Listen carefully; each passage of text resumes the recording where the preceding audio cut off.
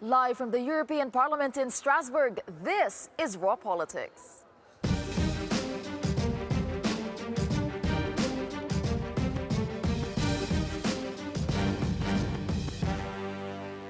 Thank you for joining us tonight, and this is what we have for you on the program. We will rebuild. Macron pledges reconstruction after a devastating fire ravages Paris's Notre Dame. Europe's cathedral. We speak to MEPs from across the EU about their memories of the iconic monument. Green casualties, how some environmental policies are hurting European fishermen. A guy can dream. Donald Tusk says he still dreams of a Brexit reversal in Parliament. And all aboard, Strasbourg has a new water taxi for Parliament staff, but is the perk worth it? All right, it is time to meet our panelists this evening. Joining us tonight is Patricia Lalonde. She's a French MEP with the Alliance of Liberals and Democrats group. Good to have you, Patricia. So which of these stories are you looking at very closely? The story of Notre Dame, which is amazing, a terrible disaster for French people, Definitely. For all Christians around the world, but not only for Christian people, for not everybody. Yeah, the French, yes, and you've had reactions from around the world, yes, indeed. Absolutely. All right, and also joining us tonight, Roberta Metsola, Maltese MEP who sits with the European People's Party. Good to have you with us, Roberta. So, good to have me. What story are you watching closely? Well, I cannot not speak about Notre Dame and my personal experiences in that regard, and perhaps speak a bit about Brexit later on. Yes, we will do that indeed. But we will begin with Notre Dame. It had been an iconic symbol of France for almost 900 years. A very important one for a lot of people. And tonight, politicians, they are paying tribute and pledging to rebuild. Now, as flames engulfed the medieval cathedral, you can see there yesterday evening, there was an outpouring of grief, both in Paris and across the world. Now, the Gothic spire and ancient roof collapsed. But this morning, there was hope. The fire has been extinguished and the two towers are still standing, and at least some of the treasures inside have been saved. Well, French President Emmanuel Macron, he declared a state of emergency, and hundreds of millions of euros have been pledged from around the world to rebuild that cathedral. Now, at the beginning of today's session here in Strasbourg, the President of the European Parliament, Antonio Tajani, he had this message for MEPs. Nous sommes aux côtés des Français, aux côtés de la France. Ce qui s'est passé, ce n'est pas une blessure qui va passer rapidement. Il faut s'engager, nous tous. J'ai accueilli l'idée d'un député qui m'a proposé de recueillir de l'argent. Aujourd'hui, on va mettre une boîte dehors de la plénière. On peut mettre ce que nous gagnons aujourd'hui pour envoyer un message de solidarité. Antonio Tajani's somber message there. And now we are joined from Paris by our correspondent, Effie Kutsokosta. Effie, so now that the fire has been extinguished, we can see in the daylight the true extent of the damage from last night's fire. What more do you know? Exactly. Good evening from Paris. We are here in front of the Cathedral of Notre Dame. After the first shock of the people, last night's first shock, and the 14 hours of a battle with the flames from the firefighters, today it's another day, a day that all the experts and officials are counting the wounds and see what finally happened. So what we know so far is that the walls, the outside walls and the outside structure of the cathedral is almost untouched, but we know that the inside structure was severely damaged and the upper structure was actually devastated, including the roof, that the fire started from there, and from the framework, the wooden framework, the so-called forest. Earlier, the public prosecutor in Paris said that they were very close to the assumption that this fire was caused by an accident, and several workers for this renovation of the building were questioned. Of course, the French President Emmanuel Macron was here last night to launch a campaign to rebuild this historic monument that the people cried so much, and it's also a symbol for the liberty of France, and he launched a campaign for the restoration of the building, something that, according to many experts here, is going to last for years or even decades. But let's see what the French President had to say. Dès demain, une souscription nationale sera lancée, et bien au-delà de nos frontières. Nous ferons appel aux plus grands talents, et ils sont nombreux qui viendront y contribuer. Et nous rebâtirons Notre-Dame. Parce que c'est ce que les Français attendent. Parce que c'est ce que notre histoire mérite. Parce que c'est notre destin profond. So Macron said that he wants all the people to participate in this big effort for the country and the nation. And we've seen that already two of the richest families of Paris, the family Pinot family and Airo family, offered huge amounts of money. And particularly the Pinot family offered 100 millions of euros to restore this building, and Airo family 200 millions of euros. We heard also that the mayor of Paris said that she wants to organize an international conference of donors so that everybody can participate in the restoration of this historic monument that belongs to humanity. All right, thank you for that. Our correspondent Effie Koutsakostas there in Paris. I'd go to you, of course, Patricia. When you found out yesterday when the towers was on fire, the cathedral was on fire, what was your reaction? I cannot believe it. For me, it was the same reaction when I saw the planes coming and the towers on 9/11 September. It was the same shock, even if it is nothing to do. It is not the same story. Sure. But it was very, very, I cannot believe it. And my husband enter and say, oh my God, there is a fire in Notre Dame. It's not possible, it's not possible. And it was possible. I just watched at television and I saw all this, the church blaze, the cathedral blaze. Yeah, and I think despite everything that's going on, you being a politician, and it still evokes such a visceral reaction. This kind of tragedy. What about you? You're not French, but yet I'm not French, but we were all watching it last night. What was your reaction? Well, I think all of us started to remember in our heartbreak the first time we visited Notre Dame, how many pictures we took with an icon that is not only French, but it's European, a symbol of our Christian heritage and that unites this continent. And I think it was truly heartbreaking to see this symbol crash, especially when the spiral fell. I was in the car coming from the airport to this parliament. You could see the disbelief and the gasps of sadness of the people who were recording with their phones this thing happening in front of their eyes. But I think something that will come out, and what has come out, is the resilience and the efforts of the firefighters. I saw a story about a priest bringing out the crown. So there is an idea or a challenge and a wish and a hope that everything will come back to normal, and that's what we will have to do. And now it is a rebuilding phase, as Emmanuel Macron exactly. said. From the French point of view, do you expect the European Union to be helping in this effort to rebuild? Yes, of course. And I think Mr. Tajani has been right saying what he said. And I am very happy to hear that the rich people in France have given 6,000 million euro yet to try to rebuild the cathedral. And I think that the idea to put bourse common bourses to have a fund for the European Parliament MPs. It's a very good idea. And France needs help. Idea. Yes, and France needs help, of course, because it's not only a French story. It is an European story. It is a sure. Yes. Okay, well, for many people, as our MEPs have been saying, Notre Dame is not only a symbol of Paris, but a symbol of Europe itself. We went to ask MEPs here in Strasbourg what the cathedral meant to them, but also if they would agree to pledge a day's salary to help with the reconstruction.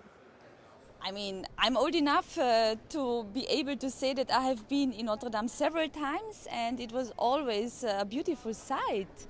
Actually quite romantic, and actually it also reminds me on the Beauty and the Beast, I mean, to be quite honest. Don't forget, please, is a memory, is a story, is a symbol of the French culture, but not only French. All people know Notre Dame is a symbol of humanity. It was something more than just a building or just a church. It's also something about our soul. Something very deep in our mind. So I'm sad. It's also a symbol for the EU at all. But the EU also is a construction done by people. And for that, we have to care about it. Mr. Tajani said this morning that MEPs could give what they earn today. What are your thoughts, and would you be willing to do this? Of course I would be willing to do this. It's actually a nice idea. Why not? I think it's a very good idea and I would support it. Well, I have to see the suggestion and then I made up my mind. A part of my salary, I don't know, is enough. I believe it's not my part, I believe the part of the big companies, big famous celebrities, all people.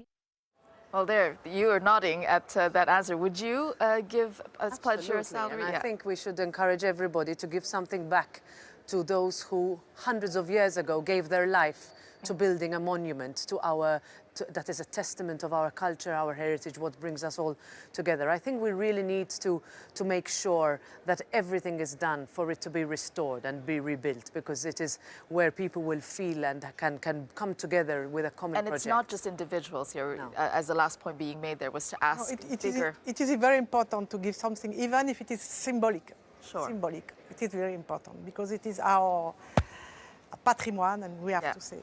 We'll be building the Notre Dame there. All right. Now, the European Parliament here in Strasbourg receives a lot of VIP guests, but most are not 16 years old. Let's take a look. She's a 16-year-old climate change activist who started a worldwide movement. We should worry. We should panic.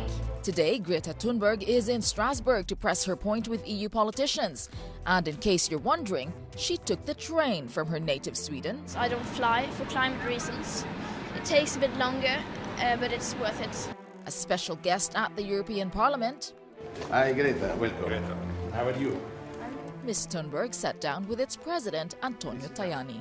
I have a son, a daughter, both engaged against climate change. Later, in a packed briefing room, Ms. Thunberg addressed the Parliament's Environment Committee. Here's her assessment of man's damage to the environment. Erosion of fertile topsoil. Deforestation of our great forests. Toxic air pollution. Loss of insects and wildlife. The acidification of our oceans. These are all disastrous trends being accelerated by a way of life that we, here in our financially fortunate part of the world, see as our right to simply carry on.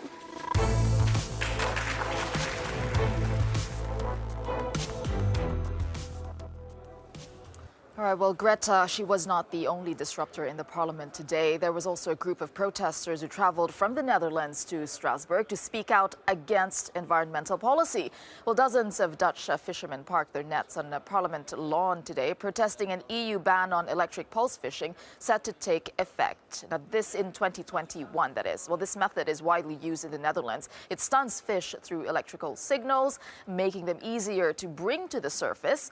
But proponents of the ban argue that this destroys marine ecosystems.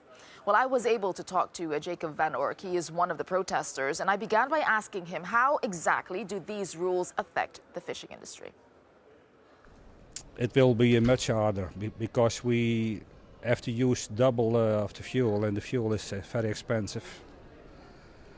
So when we have to make new nets now that we have a ban. And the future for the younger fishermen, they see what are we doing? In the debate they don't listen to us, not at all. They don't listen to facts, they don't listen to science. They just listen to their own fishery, own fishermen. I'm fisherman for over 30 years and I've seen the seawater is becoming warmer. The cod is going to the north, you get other species. I agree with that. And we have also responsibility for that. I don't think that the EU is looking to the facts enough. When we are starting something and we are doing that, they have new rules. When does it stop? We do have to make a living, though. Well, joining me here in the studio to discuss this is Jan Huytema, a Dutch MEP who sits with the Alliance of Liberals and Democrats, and Jakob Dalund, he's a Swedish MEP who sits with the Greens EFA group. All right, well, what he was talking about there, how this impacts the working class, and, you know, them feeling that the EU does not listen. You were reacting to when he was speaking, that the EU, he says, they don't listen, and they just keep imposing rules. How would you respond to someone like that who says, well, we've got to make a living? Well, the problem is that we have overfished our waters so that fish becomes very scarce. The solution to that is not adopting new extreme measures like pulse fishing. It's actually letting our waters regrow. But they just feel left out of the conversation leading up to these policies. Well, of course, sustainable fishing needs to be combined with social policies to make sure that they can get reimbursement to allow for the waters to restock. I mean, yeah, and bringing it, you know, yeah, you're in farming, bringing it out, broadening it to encompass the farmers, the fishermen, as they would call themselves, you know, the working class. Do you sympathize with what Jacob was saying there? No, not what Jacob was saying there, because he's making a false argument. With pulse fishing, you're not fishing more, because we have already in place for, I think, the last 10 years, quota. So you can't fish more than quota, so it's a very strange argument. Okay. But I understand what the fisherman is saying, that the European Parliament was not listening. I have to congratulate the Greens in this, because they were campaigning very successful in only 2 weeks' time. The opinion of the European Parliament was made beforehand of excluding pulse fishing. Okay, but what about broadening it out, including farmers, for example, when we're talking about general environmental policies, because there is this push to make methods, you know, better for the environment. Sure. There are people who feel left out of the conversation. I think this is an important point to be made, because they're being used in politics now. These people will vote for, you know, for politicians that listen to them. So, for example, in my country, 80%, maybe even more, of the farmers want to invest in a more sustainable farming. But now they get only measures, maybe designed behind the desk, what they have to implement. There is no freedom as such to reach goals on sustainability, for example. It's very much measure-driven instead of results-based. And I want to change the common agriculture policy in that sense, that we are looking to the result if you're improving your farm, considering biodiversity, climate, environment, but it doesn't give more space for maneuver for the farmers and new ideas how to do it. It's not a question how, it's what. So is that the problem, that these policies are made behind the desk, as Jana was saying? When you said, yeah, you rightly point out that there should be a balance, you know, between what is the change that is necessary, but if these policies are done behind the desk, far from normal people and how they actually do things, then how is that supposed to work? Well, I think it's good that we, as members of the European Parliament, consult experts and NGOs and listen into what kind of impact different fishery techniques has on fish and on ecosystems. And what I hear from experts is that pulse fishing is more harmful as a method to fish ecosystems, so that's why we're against it. Okay, but go yeah, ahead. well, but to react, there was not even time to do a proper assessment based on facts and figures, and also experts to make a decision on pulse or not. What's happening now, we're having an authority procedure for innovative fish techniques, but we are now putting in, we as politicians, excluding pulse beforehand, just in 2 weeks. That's strange. Yeah, so sorry to interrupt, because I do want to broaden this, because, you know, we are talking so much about climate change in this parliament, so much about environmental policies, and then we have groups like that, and they're not just the only group. There are different interests in farming. Okay. Can I make a comparison between Sweden and France? Okay. In many environmental NGOs say that Sweden has a better climate policy than France, yet in Sweden people are protesting of not enough climate policies, and in France people are protesting against too much climate policy. Okay. The difference is social policy. In Sweden we do a better job of making sure that the working class, people in rural areas, are not harmed by climate policy, and in France there is a lot of you lower the taxes of really rich people, you don't take care of the sort of losers of globalization. So the solution is to combine climate policy with social policy. Okay, but when environmental policy is being used to, you know, by pitting, in a populist rhetoric, by pitting a group of people against an elite, where they say an aggressive climate policy is very pro-elite. How do you reason, how do you that's the key defend that? point. If you want to have a successful climate policy, you have to be sure that it's supported by bottom-up, that it's supported by the end user, so to say.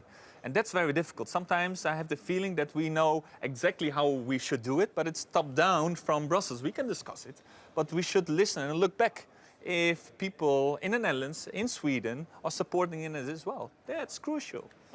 So is it top-down? It's just top-down?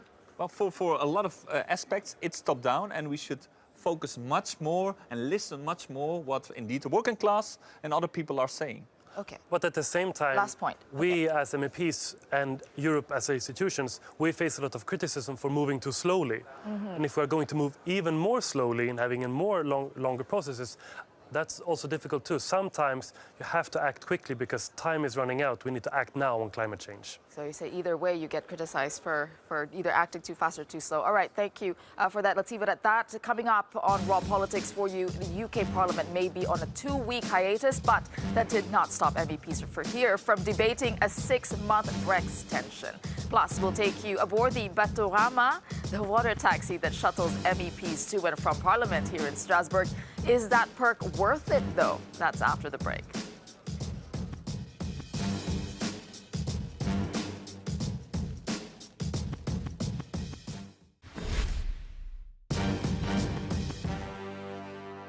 Welcome back to Raw Politics. Now, the issue of Brexit might have slipped off the front pages for now, but that doesn't mean you can escape it. The UK Parliament has taken what's probably a much-needed holiday, but the issue is still lurking in the back of everyone's mind. Well, this morning, MEPs here debated the decision taken at last week's Council to extend the Brexit deadline. And the familiar emotions of anger, hope, and weariness were all on display. Let's take a look.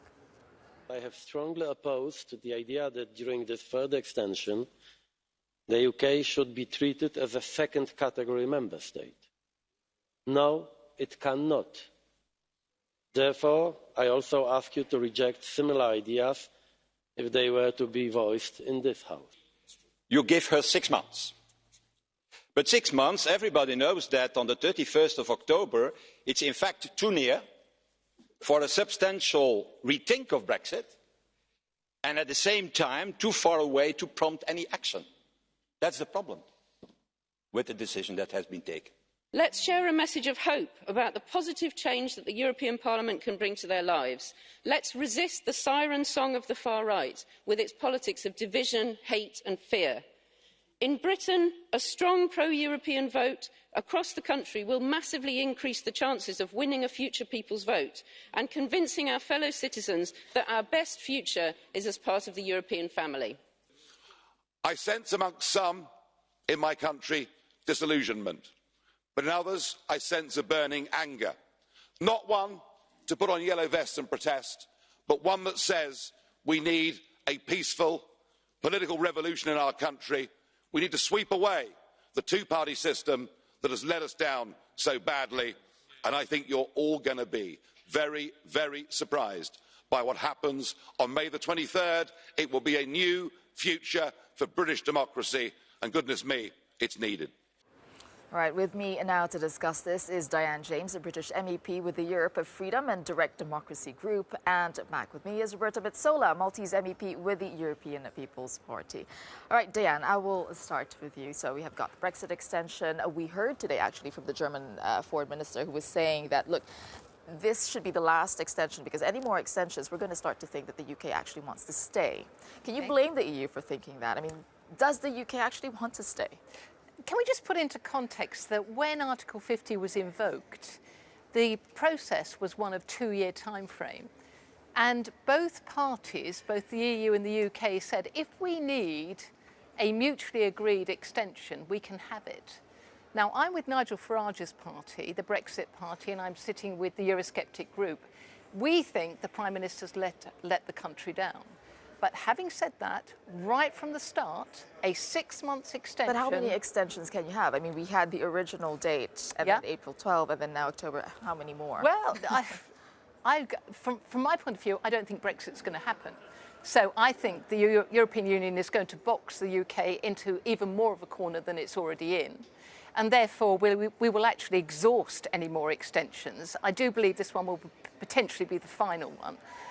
But it will only be final from the point of view that Brexit's not going to happen. So Brexit's not going to happen, but it will be the fault of the EU. How would you react to that? I still hope for the UK to stay. So this is where I am from. Okay. But of course, I'm not a UK citizen, and I just observe. And I find it a little bit strange that we're going into a European Parliament elections with UK MEPs who will come back. For how long then? You know, we've had discussions in the past as to what will happen here. You know, do you see the boxing in as a strategy, as a plan? No, I mean, this is not a punishment for the United Kingdom. We have been asking year after year, what does the UK want? And the response and the signals have been so different, even with what the different MEPs this morning said from the different political groups. There was not one line you could thread across all members. They all represent different opinions, different ideas, different visions as to where the UK should be. So we're all waiting to see what will happen, but we never get a clear answer. I mean, Donald Tusk, he has not made a secret of his dream to have a Brexit reversal for the UK to stay, and I think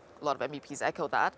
This dream, though, if you're saying that you think Brexit's not going to happen, so this dream is actually realistic. I think it is. Can we just put it again, remind everybody that as long as a member state is still a member state, it has to hold European Union elections. And this was a big risk that the European Union took with the stance of agreeing to such a lengthy extension. It could have easily said, no, we will only give you until, let's say, May the 22nd, the day before the European Union elections are going to be held in the United Kingdom, in which case we would not have had to abide by the treaty. And as we well know, there are 4 million European Union citizens living in the United Kingdom, and there is just under 2 million UK citizens living in Europe. All of those individuals are entitled to vote. So is Guy Verhofstadt right in that this 6 month, the time frame actually is infuriating in that this will make the UK have to take part in the European parliamentary elections, but it's not long enough to actually do anything? Yes, I mean, we have to see. Some people talk about, you know, the call for a second referendum, a general election in the United Kingdom. Is that enough? Will that, and what the result of that will be? It's so unclear that any political decision that will be taken from now until Halloween is a question. And we have been waiting to see for some sort of clarity. You know, we've seen last ditch attempt, middle of the night meetings between Theresa May and Jean-Claude Juncker with some sort of hope, and every morning it's back to the same thing. So I think we need to really ask ourselves, all of us, you know, what is going to happen? And the fact that none of us can answer that is really worrying, at least for me, and what I tell the UK citizens who live in my country. There are a lot of them who are wondering, so much uncertainty.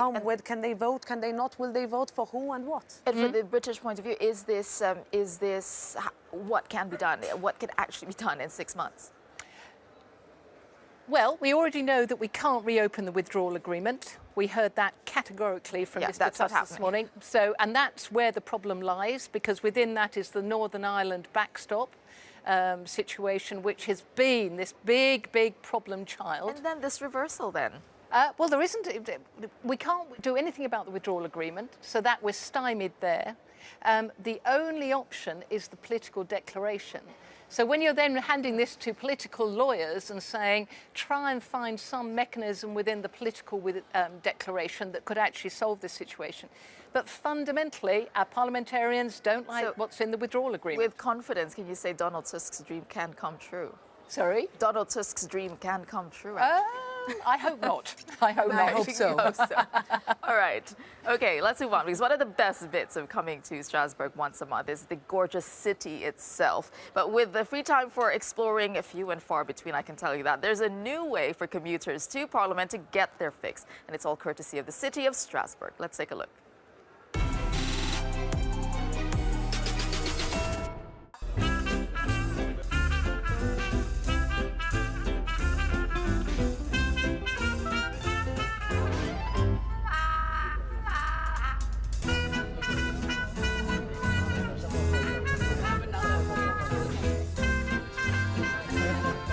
Normally I take the bicycle, so for me it's the first time with the boat. It's very nice.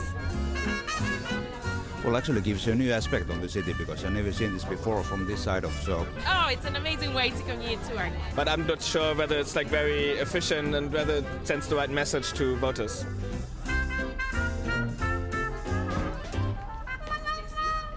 this is a great hospitality by the city of Strasbourg, but I'm not going to change my mind that the parliament should stick to Brussels, to one seat. You know, this is the one argument I've heard for not leaving the EU was this boat price.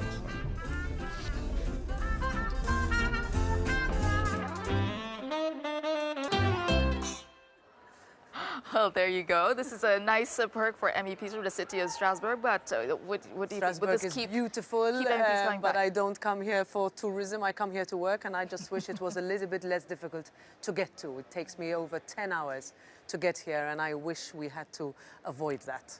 Yeah, and what about you, Diane? And I mean, anything that involves water transport, a lot more relaxing than adding to the carbon issues here in Strasbourg. But I'm absolutely fully behind my colleague here. We should have just one EU Parliament seat. I don't mind whether it's Strasbourg, I don't mind whether it's Brussels, but this constant commute, monthly commute between the two, with all the waste that involves, it's just an absolutely ridiculous situation. This debate has been going on for a long time. It has, and it's part of a treaty. We can't change it. And there are votes every month that give absolutely a clear position where the Parliament stands, but it's not. It's not possible. Well, in the being meantime, ignored. we will still have 2 seats for Parliament. All right, coming up on Raw Politics, scrubbing the net. A new EU law will put the onus on big tech firms to remove terrorist content, but does it go too far? That debate up next.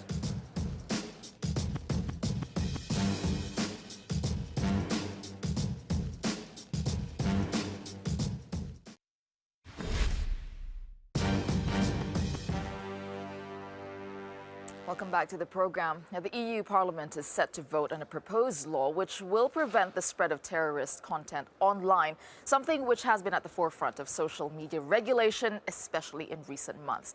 Well, our team in the Cube and Alex Morgan have been looking into it. Alex, what do you have for us? Tessa, this is a fascinating debate. It's a debate that we first brought you the news of course, last year. It's the debate about balancing protecting the freedom of the internet with making sure that terrorist-related content does not make it through and does not spread prolifically. The EU now deciding they're going to take action. Now, why does this matter? Well, particularly when you think of the horrific attack in New Zealand and how that was streamed live on social media, and then of course a lot of pressure put on social networks afterwards to answer to how this could happen. So again, this is given a sense of added impetus to this law. So let's break it down for you. This is the bill as it stands at the moment. Well, first of all, it would put a legal obligation on companies that once content has been flagged, that is content that's violent, inciting violence, or deemed to be terrorist related, there's 1 hour. 1 hour for the company responsible to remove that content. And then look at this. This idea of a re-upload filter, that there would be a filter that scans to make sure that once the content is taken down, it cannot simply pop back up somewhere else, identifying the content. Of course, lots of complicated questions about exactly how all this would work. That's why this bill is going through the stages. It's not passed by any means yet. And then look at the bottom. This is the big one. Financial penalties. If companies failed to comply with this change in the law, if it comes to pass, they could be fined up to 4% of their annual revenue. For someone like Facebook, it could be over 600 million euros.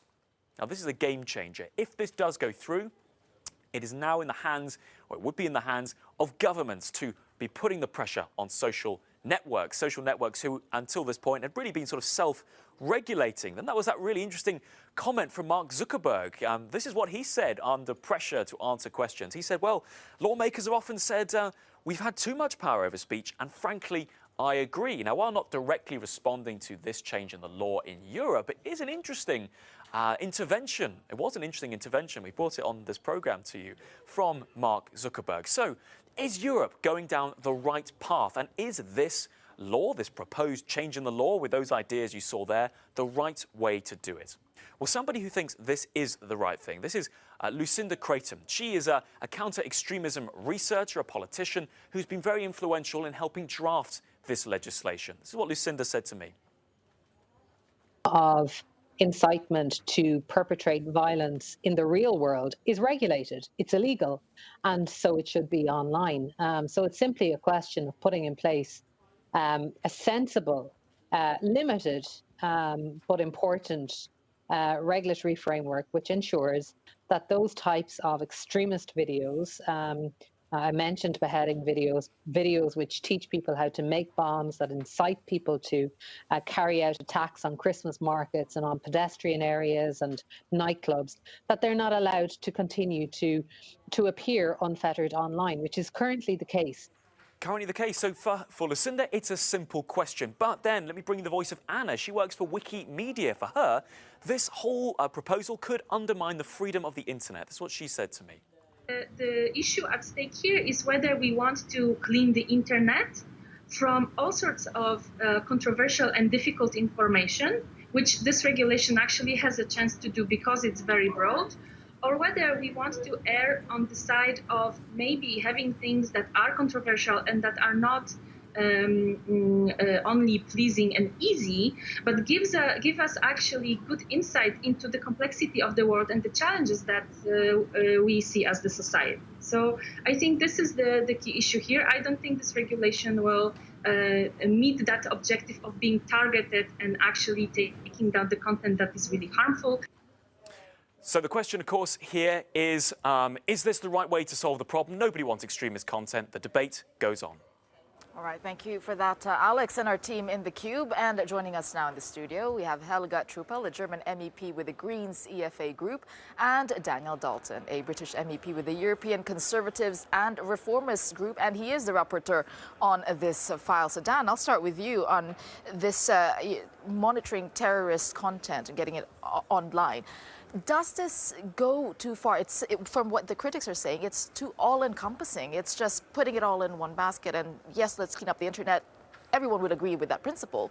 But is this going too far? Well, I think the Commission proposal did go too far. I think there was, we all want to get terrorist content offline. It shouldn't be on there in the first place. But the question is, how do we do it? How do we do it in a way that doesn't upend freedom of speech, censorship issues, all of these things? And that's actually what we've been working on in the Parliament. That's why it's taken quite long in the Parliament to get an agreement that will ensure that we do get the terrorist content down, but we don't impinge on freedom of speech or any of these things. So it's been a tough battle, but I think we're getting The critics still think that this the proposal now is still impinging on those freedoms. Well, it does. I mean, I think I take a little bit of an issue with the file you just had as well, because the 1 hour limit only exists after you've already had an order to take terrorist content down. So in the first case, it's 12 hours. That's what the Parliament is proposing. It's 12 hours to help small companies to get their systems up to scratch, and then it's a 1 hour order after that.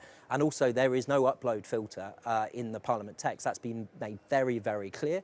There are already, the platforms already have a hash database of flagged terrorist content, which is deemed to should not go up, and they are already keeping that content off or trying to. So this doesn't necessarily create an upload filter, and it's not quite as strict as I think was outlined there. Okay, Helga, because the Greens have been quite vocal on the criticism on this, what exactly are the concerns here? So the concerns are, of course, that it's about content regulation, it's about illegal content, but we have to define what is terrorist content, what is really illegal, because we don't want to infringe freedom of speech and the free internet. And therefore, it's really very much, as Dalton says, the question of a good balance. And therefore, we have to be very clear that it's not about an ex-ante general monitoring. We don't want it. As the majority of Parliament, we are united on that. And therefore, and for journalists, it's a big thing. Of course, if journalists report about terrorists, they should not fall under the scope of the law. All right, so who defines it? And let's say, what is terrorist content? Let's define it. I mean, we have tried to define it here in the Parliament that is linked to the Terrorist Directive, which provides a definition of what is terrorism. So it doesn't provide a specific definition of content, but it gives you an idea of what terrorism is, to try and avoid exactly the things that Helga is saying. We don't want journalistic content in there, we don't want satire in there. It's stuff that is clearly terrorist content under the Terrorism Directive. And how can you be confident? I mean, that's a concern that you're saying, that Helga, that how can you be sure that these are the kinds of... Of course, we don't want to have a misuse that, for example, authoritarian leaders use it to say, I don't like the content and therefore I call it terrorist content. That, of course, has to be avoided, and we are all on that line. Because we want to have freedom of speech, we want to have a good balance. On the other hand, we don't invite the social media to go for terrorist content. And it's very interesting that Mark Zuckerberg now got the message message. This morning I had a meeting with a representative of Facebook, and they say, okay, we realized after Christchurch and other very bad things on the internet, we have to take action, and we wanted to do it together with you lawmakers. We have to find good rules. No over-regulation. Freedom of speech must be guaranteed. But we need good rules for social media. When you talked about the 12 hours and the 1 hour, actually, because this seems to be quite an issue with the debate that led to this dossier. Now, if, for example, you do identify terrorist content, let's say, we've seen images of journalists or people who've been held captive and have been beheaded. If that is online for 12 hours, or even 1 hour, isn't that already too much, actually? Yeah, exactly. So how do you manage that? But you have to have a balance. First of all, in this case, it's not how long it's been on, it's how long since the order has come from a national authority. So, for example, if that content is online, a national authority... So national authorities will decide? Yeah, they give the order based on if it's illegal content, and then the platform will have an hour to take it down if it's their second order, or 12 hours. Are you confident that national authorities will not abuse this law? As you mentioned earlier, are you confident that that can... Yes, I think we cannot go for a private solution. We cannot make only the companies responsible. So we need judges and authorities to decide on it. Otherwise, we would depart from the rule of law. And of course, in a liberal democracy with the rule of law, we don't want to depart from that. And therefore, we have to be very cautious. On the other hand, we have to be effective. And as Dan was saying, it took a long time to get to this point. Yes. So at least at this point, there is and the vote is tomorrow. Yeah. It's going to be happening tomorrow. All right, we'll be watching that closely indeed. All right, coming up on Raw Politics, Donald Tusk may still be dreaming about a Brexit reversal, but is it too late for that? What do you think? We want to know what you think, so do call us tonight, 7 p.m. after the program Raw Politics. All the information is on your screen. The number, it's free, 00800 3333 7002. You can join in on the debate. Use the hashtag Raw Politics. Our lines will be opening just after the break.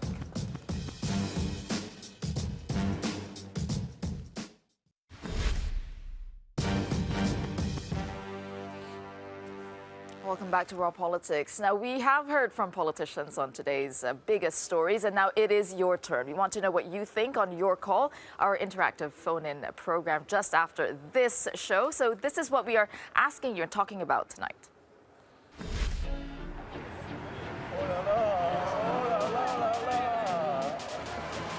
The moment Notre Dame's iconic spire collapsed as fire ravaged the 850-year-old building.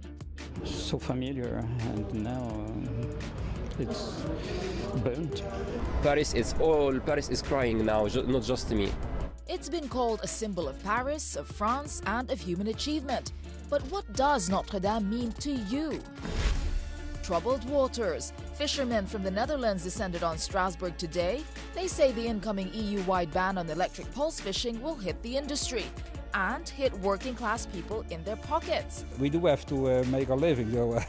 But proponents of the ban say the practice damages the ocean's biodiversity. We want to know, do environmental policies hurt the working class? During the European Council, one of the leaders warned us not to be dreamers and that we shouldn't think that Brexit could be reversed. I didn't respond at the time, but today in front of you, I would like to say, at this rather difficult moment in our history, we need dreamers and dreams. EU Chief Donald Tusk hasn't stopped dreaming about stopping Brexit, but for some, a reversal on Article 50 would be a nightmare. Could Donald Tusk's dream of keeping Britain in the EU ever come true? Or is the EU's dream of Brexit reversal unrealistic? Have your say, Europe. What does Notre Dame mean to you? Do environmental policies hurt the working class? And is the EU's dream of Brexit reversal unrealistic? All right, all the contact information is on your screen. You know what to do. You can call us for free at 00800 3333 7002 or write to us at rawpaul@euronews.com or on social media. Use the hashtag #RawPolitics. We're already waiting for your comments there, and you can search for us on Skype. All right, joining us now to discuss this, and will be with us later as well, is Seb Dance, a British MEP who sits with the Socialists and Democrats group, and Marietje Schaake, a Dutch MEP who sits with the Alliance of Liberals and Democrats. All right, I think, you know, what's interesting today, because we just had the Dutch fisherman come here, talk about environmental policies, and I think what was really interesting about what he was saying is that the policies that they're pushing through here really are hurting people like him, the working class, farmers, and this is also echoed by the Yellow Vest protesters we saw with the fuel tax. Are environmental policies, aggressive environmental policies, anti-working class or hurting working class people? No, I mean, they should benefit all people. And there must be ways to find solutions that can be supported broadly and that don't disproportionately hit those who are already disproportionately hit by, you know, bad health and environmental problems in general. But there's such a strong feeling that they're not part of the discussion. What do you think, Seb? Yes, I mean, there is clearly a perception that environment protection has to go against vested it's interest. elitist. Yeah, but no, whether there's kind of, you know, it's anti-business or it's anti-working class, it's always got to be anti-something. And of course, the whole point of protecting the environment and stopping things like climate change and biodiversity depreciation is that everybody benefits. You know, we have to have a world that is sustainable. So where is that coming from? Do you acknowledge their feeling disenfranchised and not involved and hurt? Well, on the one hand, I understand people's concern. I mean, changes in policies, especially very ambitious ones and quite revolutionary ones, can lead to some questions about how it can be done. On the other hand, I think that there are politicians that are deliberately preying on the fears of people, exploiting the fears of people. This is and exactly that is what I we'd like think to is touch unacceptable. on in this debate. All right, we will have to go for now, but we will continue this debate later on. We want you to join us in that conversation. Do you agree? Do you disagree? Are environmental policies hurting working class people? All right, the conversation continues. That contact information is on your screen. You can call us 00800 333 002. Send us your comments on rawpoll@euronews.com or just go to social media, use the hashtag #RawPolitics, and also look for us on Skype. Again, join in that debate. And it's time now for our Raw moment for the evening. Now, as we mentioned, this is the last Strasbourg week of this parliamentary session. We are feeling a little bit sad here as well. And what a run it has been. So all this week, we are revisiting some of our favorite Raw moments from the so-called traveling circus. And tonight comes from October when the Parliament President Tajani stared down rebellious MEP Nigel Farage. Noi le abbiamo sempre rispettato le sue, lei non ha alcuna autorizzazione a non rispettare quelle degli altri. Rimanga in silenzio.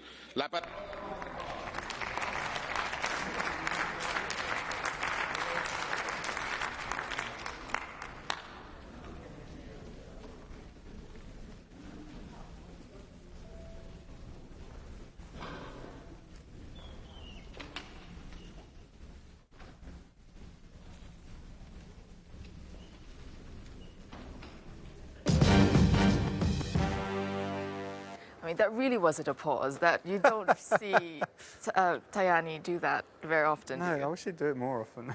I wish we'd all do it more often. I think we should all stare down Nigel Farage as a matter of habit, really. That would be great. Well, especially hold him to account. All right. Well, we will be back in a few moments. We want to hear your thoughts. So again, join us tonight. Good evening.